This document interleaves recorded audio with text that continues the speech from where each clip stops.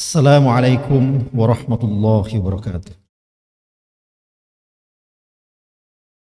Alhamdulillahi rabbil alamin. Wabihi nasta'inu ala umuri dunia waddin. Wassalatu wassalamu ala ashrafil mursalin Sayyidina wa maulana Muhammadin wa ala alihi wa ashabihi ajma'in. Segala puji hanya bagi Allah subhanahu wa ta'ala atas segala karunia-Nya hingga kita bisa hadir masih berjumpa Ramadan di malam ke-20 tahun ini. Mudah-mudahan rahmat Allah ini terus berlanjut hingga kita mengakhiri bulan Ramadan ini dengan sehat dan berjumpa dengan Hari Raya Idul Fitri. Salam dan salam kita sampaikan kepada junjungan kita Nabi besar Muhammad SAW. Mudah-mudahan salawat dan salam yang kita sampaikan kepada sahabat dan keluarganya bisa menjadi syafaat bagi kita di hari kemudiannya Allah subhanahu wa ta'ala. Hadirin dan hadirat jamaah tarawih yang dimuliakan Allah, di kesempatan ini saya akan membahas tentang doa kamilin. Dibaca enggak doa? Doa kamilin ini kalau kita lihat sesungguhnya terbagi kepada minimal 4 bagian. Minimal 4 bagian. Mari kita lihat bagian-bagian apa saja yang ada di doa kamilin. Yang pertama adalah yang berbunyi Allahumma ja'alna bil imani kamilin.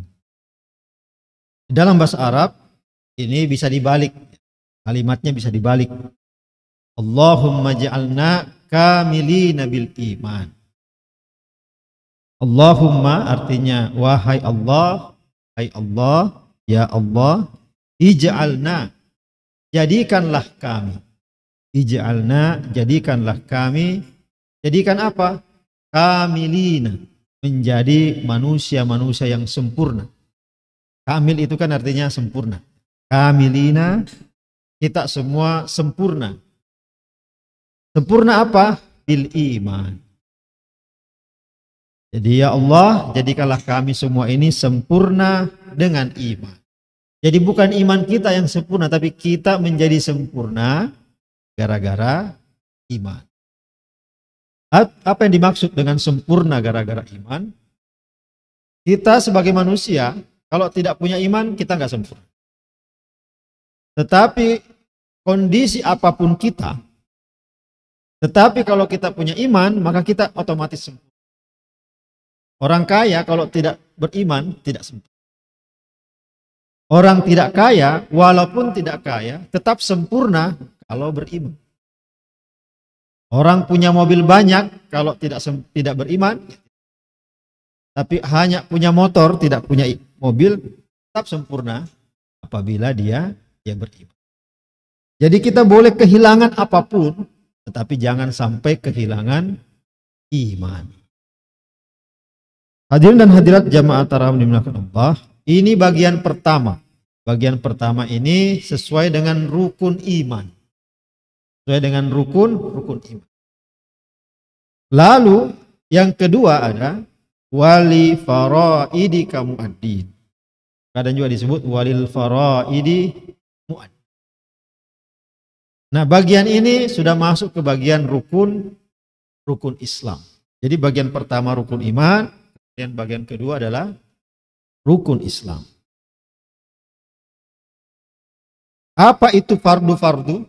Jadi arti walil faraidika muaddin, wali faraidika muaddin artinya kalimatnya juga bisa dibalik. Jadi Allahumma ja'alna muaddina li faraidika. Ya Allah, jadikanlah kami menjadi pelaksana. Menjadi pelaksana fardu-fardu yang diwajibkan kepada kami. Apa itu fardu-fardu yang diwajibkan kepada kita? Yang ada dalam rukun iman, rukun Islam. Syahadat, salat, dan seterusnya itu adalah al-faraid. Jadi faraid itu macam-macam artinya. Bisa berarti fardu-fardu, bisa juga berarti bagi warisan. Sama kalimat, kata-katanya sama. Faraid dari kata fardu. Walil faraidi. Jadi setelah kita meminta iman, kita meminta kemampuan. untuk melaksanakan fardu-fardu yang diwajibkan. Kenapa? Karena iman itu punya konsekuensi. Apa konsekuensinya? Ya fardu itu. Makanya orang tidak wajib sholat kalau tidak beriman. Kalau tidak beriman gak wajib sholat. Jadi bapak-bapak, ibu-ibu, kalau tidak mau sholat dan tidak wajib, boleh berhenti beriman. Karena syarat wajibnya sholat itu beriman. Ya selain itu ada masuk waktu misalnya. Kalau nggak masuk waktu ya nggak wajib. Tetapi selain itu adalah beriman.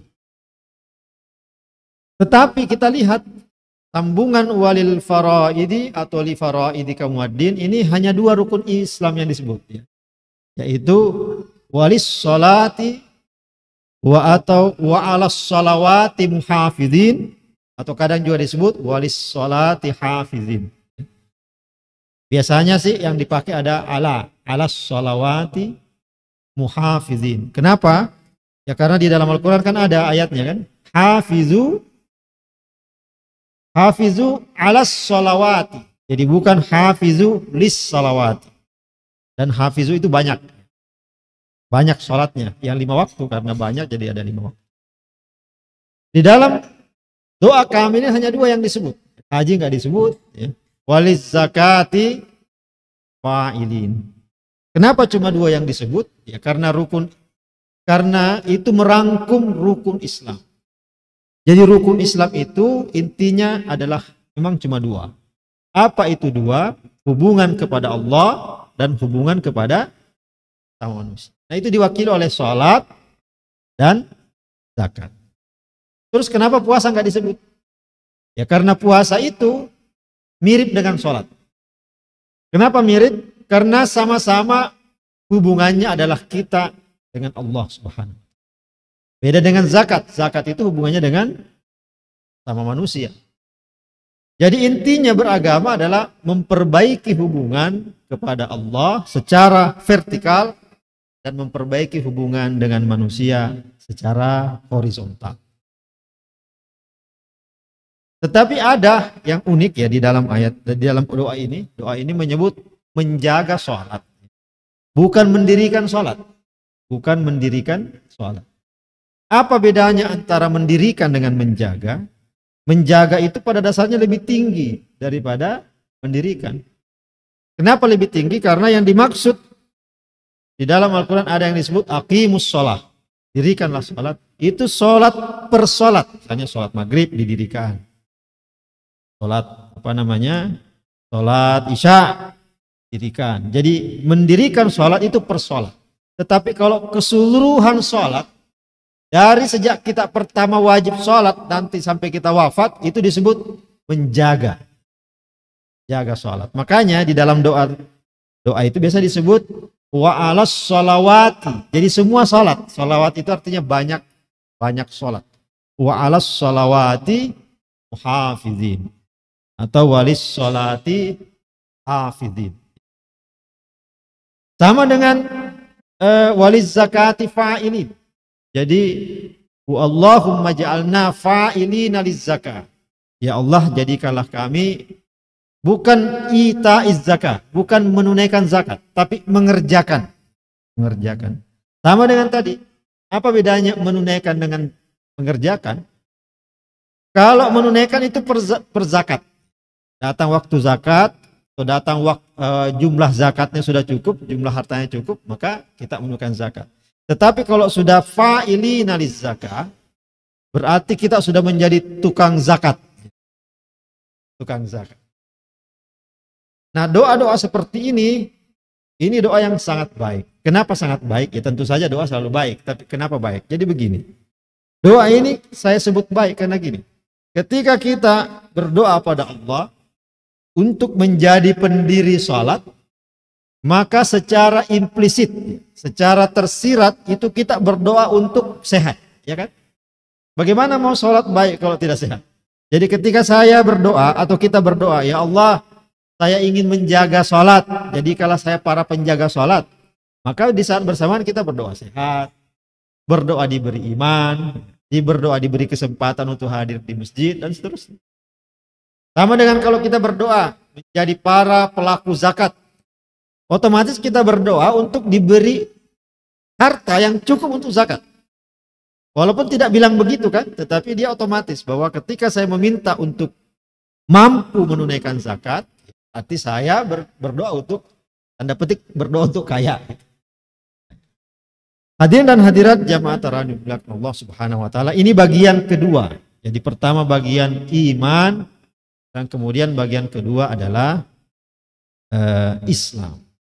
Lalu bagian selanjutnya apa bunyinya? Walima indaka talibin. Nah, ini sudah meninggalkan rukun Islam ini. Sudah masuk ke rukun apa kira-kira? Rukun ihsan. Rukun ihsan. Dalam Islam kan ada 3. Ada iman, ada Islam, dan ada ihsan. Iman ini di dalam doa tarawih itu hanya 1. Ya. Bil imani kamilin, selesai. Padahal rukunnya ada 6. Kenapa perwakilannya cuma 1? Ya karena kan semuanya iman saja. Beriman pada Allah, beriman pada malaikat, kepada kitab, imam semua. Jadi cukup 1 saja. Dan di situ tidak disebut beriman kepada siapa kan? Kenapa? Karena yang dimaksud keseluruhan rukun iman itu sampai beriman kepada qada dan qadarnya Allah Subhanahu. Sedangkan untuk rukun Islam ada perwakilannya. Nah, untuk rukun ihsan ini banyak, panjang nanti ke belakang. Panjang nanti ke belakang. Nah, ihsan itu apa? Ihsan itu apa? Ihsan itu definisinya di dalam agama kita, di dalam hadis disebutkan anta'budallaha ka'annaka tarahu fa illam takun tarahu fa innahu yarak. Definisinya adalah ihsan itu adalah kita menghamba, kita menjadi hamba seakan-akan kita melihat Allah. Kita menjadi hamba seakan-akan kita melihat Allah. Apa maksudnya? Coba kita tanya kepada diri kita sendiri. Pernah nggak kita pensiun menjadi hamba? Pernah nggak? Besok saya libur jadi hamba. Nggak pernah. Jadi antak Buddha, kita menghamba itu tidak pernah berhenti. Itu sepanjang hidup kita menghamba. Kita tidur menghamba, bangun menghamba, mencari nafkah, konteksnya menghamba. Apapun yang kita lakukan itu dalam konteks kita hamba Allah. Jadi kita tidak pernah berhenti menjadi hamba. Bahkan setelah mati juga tetap menjadi hamba. Karena itu konsekuensi menjadi hamba adalah di dalam hadis itu disebutkan kita seakan-akan melihat Allah. Kita lihat saudara kita lihat Allah di sana. Ya kan ciptaan Allah itu kan. Kita lihat tetangga kita lihat Allah, kita lihat masjid ini, apapun yang kita lihat pasti kita lihat Allah. Karena semuanya adalah ciptaan Allah. Mungkin anak muda mungkin punya calon istri atau calon suami. Calonnya nitip barang sama dia, misalnya ngasih sapu tangan atau ngasih buku. Setiap lihat buku itu yang lihat wajahnya yang ngasih gitu kan. Sama dengan melihat alam semesta. Ini kan ciptaan Allah. Yang ngasih buku itu, yang ngasih mungkin sapu tangan itu kan mungkin bukan dia yang bikin sapu tangan. Mungkin dia beli di Tanah Abang. Tetapi kenapa wajah dia yang terbayang? Padahal bukan dia punya. Dia hanya beli, bukan dia pembuatnya.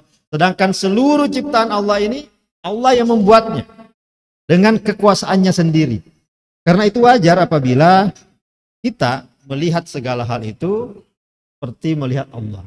Karena itu perlakukan dia sebagai titipan dari Allah Subhanahu wa taala. Jangan diganggu. Non muslim, ciptaan Allah juga, jangan diganggu.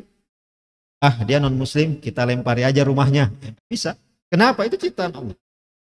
Ada Allah di balik itu. Mereka menjadi non muslim itu karena kehendak Allah Subhanahu wa taala. Nah, terakhir ini mungkin agak panjang. Jadi walima indaka talibin. Itu artinya adalah apapun yang milikmu, tapi sebenarnya kalimat itu salah. Kalimat apapun yang milikmu, Allah, wahai Allah, itu salah. Kenapa? Kan tidak ada yang bukan milik Allah. Artinya agak susah sebenarnya. Walima indaka talibin. Apapun yang menjadi milikmu, padahal tidak ada yang bukan miliknya kan. semuanya milik Allah. Inda itu dalam bahasa Arab berarti milik. Ada dalam Al-Quran disebut indi khazainus samawati wal ard. Milikku seluruh bumi, langit dan bumi dan apapun yang ada di dalamnya. Indi khazainus samawati wal ard, artinya milikku. Walima indaka talibin, yang enggak apa-apa terjemahnya kayak gitu walaupun keliru, yang penting kita paham maksudnya, yaitu apapun yang menjadi milikmu, aku atau kami talibin. Talibin. Nah, apa maksudnya? Apa maksudnya talibin kepada seluruh milik Allah Subhanahu wa taala. Ini kadang kita gampang mungkin berpikir, kan berdoa itu kan berarti walima indaka talibin, ya kan? Berdoa kepada Allah, sehat, kaya atau pengen cukup dan sebagainya, itu kan berharap kepada apapun yang menjadi milik Allah. Ya, tidak sederhana itu maksudnya. Jadi begini. Contoh ya, saya contohkan saja. Satu hari kita lagi berjalan, mungkin nyari takjil. Kemudian kita berpapasan dengan teman kita, sahabat kita. Ya biasa, bertemu teman atau sahabat, bahkan mungkin orang lain juga tidak kadang tersenyum kan? Tersenyum. Tapi entah bagaimana teman kita ini tidak membalas senyum kita. Pulanglah kita ke rumah dengan dongkol. Si Anu tadi itu udah capek-capek saya senyum sampai kering gigi saya, dia tidak balas. Nah, kenapa kita kesal? Karena kita berharap penghormatan dari dia dan dia tidak memberi penghormatan itu. Kalau kita melakukan itu, wajar kalau kita kesal, tapi jangan lama-lama kesalnya. Kenapa? Kalau kita kesalnya lama-lama, seakan-akan kita menganggap penghormatan itu dari dia. Berarti ada milik dia. Sedangkan kita tadi bilang, walima indaka talibin, bahwa seluruh milik apapun yang ada itu milik Allah. Kalau kita berlama-lama di situ, berarti kita sudah tanda petik atau tanda kutip mulai agak musyrik dikit. Kenapa kita berharap penghormatan dari dia? Kalau kita minta sesuatu kepada orang, misalnya pinjam dulu 100 misalnya. Tapi orangnya tidak ngasih, jangan terlalu sedih. Kenapa? Kalau kita berlarut-larut dalam kesedihan, kita sudah mulai agak musyrik. Kenapa? Kita menganggap segala sesuatu dari dia, bukan dari Allah Subhanahu wa taala. Nah, ini sangat dalam artinya walima indaka talibin, karena itulah masuk ke dalam kategori ihsan. Nah, terakhir bahwa selanjutnya nanti ada bagian keempat, panjang yang lima indaka talibin itu, wabid dunia zahidin dan seterusnya. Itu kemudian ada bagian keempat. Bagian keempat ini bukan ihsan lagi, tetapi sudah masuk kepada ganjaran yang akan kita dapatkan apabila kita sudah iman, sudah Islam dan sudah ihsan. Apa itu? Wa tahta liwa'i sayyidina Muhammadin sallallahu alaihi wasallam yaumal qiyamati sa'irin. Atau bunyinya begini, Allahumma ja'alna sa'irina. Jadi kalau kami semua ini menjadi orang-orang yang berjalan di belakang panji-panji Rasulullah Muhammad SAW. Kalau kita hadir ke sebuah acara, kemudian ada pengawal di sana kan? Anda siapa? Saya orangnya presiden, boleh masuk. Di akhirat juga nanti begitu. Anda siapa? Saya anggotanya Sa'irina tahta liwa'i Sayyidina Muhammad SAW. Saya bagian dari anggota yang berada di bawah panji-panji Rasulullah. Boleh masuk. Boleh masuk. Di dunia saja berlaku seperti itu, nanti di akhirat juga begitu. Saya orangnya ini. Tapi kan kalau di dunia kita bisa bohong. Di akhirat yang kita tempati melapor malaikat. Malaikat tahu. Nah, itu nanti panjang, tapi ya secara kesimpulan itu 4 bagian dari doa keaminin. Saya kira itu yang menjadi penyampaian saya pada kesempatan ini. Saya punya jadwal 4 kali di bulan ini dan alhamdulillah ini sudah pertemuan terakhir di bulan ini. Mudah-mudahan kita bisa bertemu lagi setelah ini di waktu-waktu yang berbeda. Demikianlah yang bisa sampaikan, mudah-mudahan ada manfaatnya. Hadanallah wa iyyakum ajma'in. Assalamualaikum warahmatullahi wabarakatuh. Sallu